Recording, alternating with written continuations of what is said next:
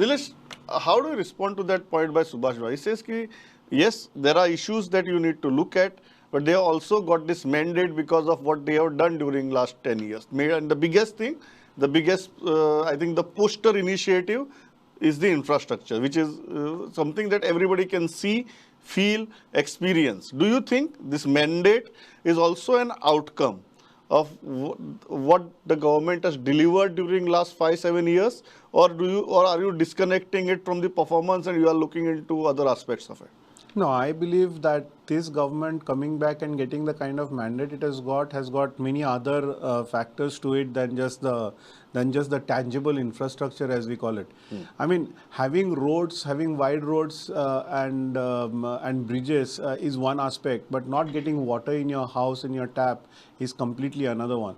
Not getting proper lights is a completely another one. I mean, so these are some of the issues which are completely different. So I think today is not a day probably to figure out why did they win and why did they get that mandate. But the point is, yes, they have got a mandate. They need to carry on, and I think they need to do a good job. So I think the first important thing that they need to start looking at are basics. There are very simple basics, Pramod, that we need to look at. So one of the things like Advocate Carlos Ferreira was saying is an HR audit.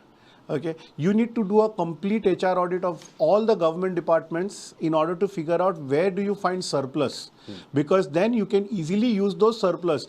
I think basically government MLAs going and promising government jobs is the most blasphemous thing that can ever happen in any democracy. Not only promise, even deliver on those. Now, deliver, I'm not going to again, as I said, comment on, because I'm not sure about it. But I'm just saying that even getting or showing that kind of a carrot, I think in a democracy, in a 21st century, when people have to think out of the box and people have to look at entrepreneurship, people have to kind of start creating that kind of a paraphernalia and ecosystem for themselves.